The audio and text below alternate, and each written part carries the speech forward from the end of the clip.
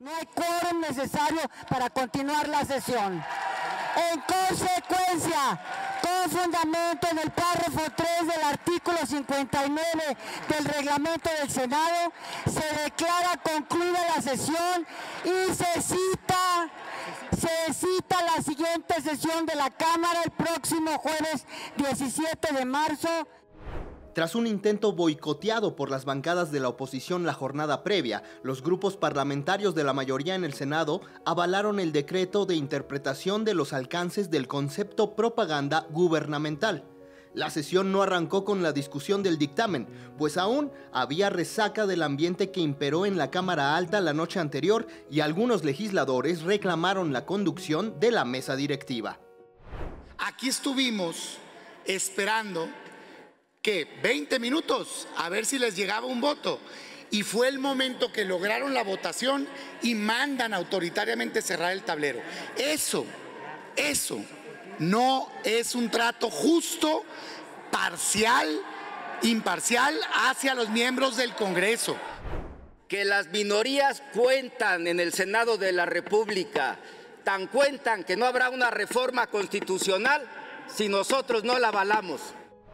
La presidenta de la mesa directiva del Senado, Olga Sánchez Cordero, aseguró que su actuar está sustentado en la ley y detalló que su manera de conducir las sesiones ha sido de manera imparcial y objetiva.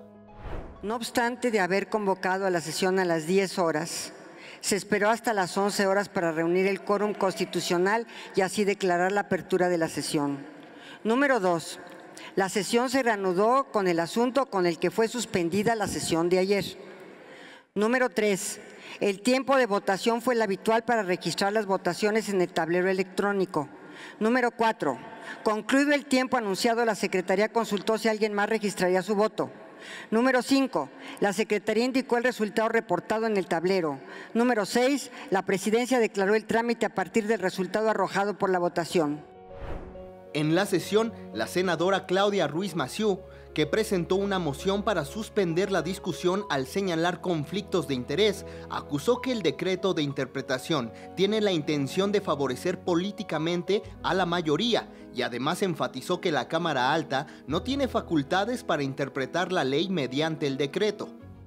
El concepto de lo que es o no es propaganda gubernamental no se encuentra ni en la Ley General de Instituciones y Procedimientos Electorales ni en la Ley Federal de Revocación de Mandato. Pero ¿saben dónde sí se encuentra y dónde sí se define? En la Constitución. No tenemos facultades para interpretar la Constitución por medio de un decreto como este. Pero la senadora de Morena, Antares Vázquez, cuestionó por qué el INE sí puede interpretar las leyes en la materia mientras el Senado, según dijo, en ojos de la oposición, no puede hacerlo. El poder legislativo resulta que desde la perspectiva de la derecha no puede interpretar las leyes que hace. Ah, pero el INE sí puede. En la ley de revocación de mandato no se nos impide a nosotros promover que la gente participe.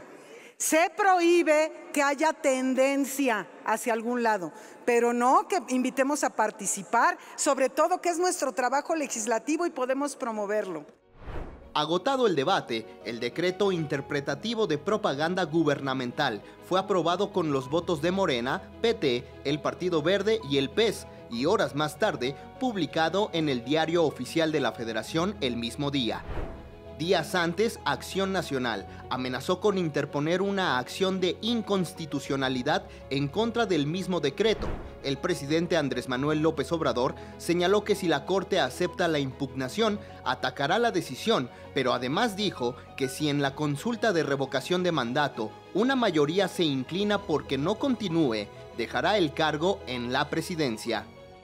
Si se impugna, ¿sí?, y la Corte suspende el que se dé información sobre la consulta, nosotros vamos a acatar la resolución de la Corte, la resolución que sea. Siempre vamos a actuar en el marco de la legalidad.